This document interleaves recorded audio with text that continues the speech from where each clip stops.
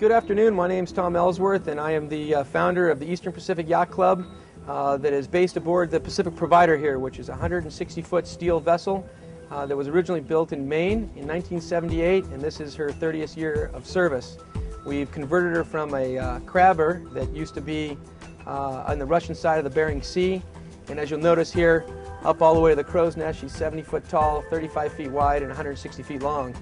We've got several game boats on back that we house, as well as 90,000 gallons of fuel, taking good value out of her crab and holding capacity. Now, being involved in the game fish side of things, what we needed to do was add as much bait capacity as we possibly could. So we added on 10 feet of extension to the transom, all in steel, and put in 4 500-gallon bait tanks. And these bait tanks are supplied with a jacuzzi pump and fill in about 12 minutes.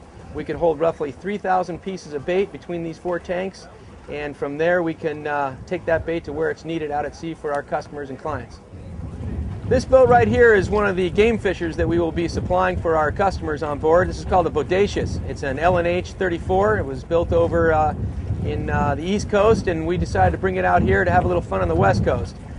She was originally built for a little over $600,000 in Merritt Shipyard in Fort Lauderdale, and she boasts such things as a full Eskimo ice machine with a fish box. We've got air conditioning going into the forward area, powered by a couple of Cummins engines. This boat is sure to have a lot of fun. This is the wheelhouse of the Pacific Provider, and this is where the captain and the crew decide where to head the boat between port to port and follow the fish and make sure everything's going the way we want it to do. So this is the brain trust of where things happen up here, and Captain Rich Austin, who holds an unlimited license for fishing vessels and a 1,600-ton master's license, has certainly been around the world and can handle this boat and any of its requirements. We're now in one of our guest cabins. We have 6 guest cabins on board for members that choose to arrive without their own boat, and you're in stateroom number 3, which is a rather unique stateroom. They're all the same as far as beds and amenities and creature comforts, as far as the satellite TV, and everybody has their own air conditioning and an ensuite head. However, this particular stateroom, if you were familiar with The Deadliest Catch, this is where the crab pot would come through the launcher and land on the deck. Right here in this stateroom is pretty much where that went on. One stateroom forward is where you throw the hook, and aft of us in the stateroom number 6 is where the pots would be stacked. So we've taken something that has a lot of history and we've managed to wrap it up into a modern feel, but who knows, maybe there'll be some interesting dreams in some of these staterooms. The engine room is the heart of the propulsion system that moves this fine 160 feet forward.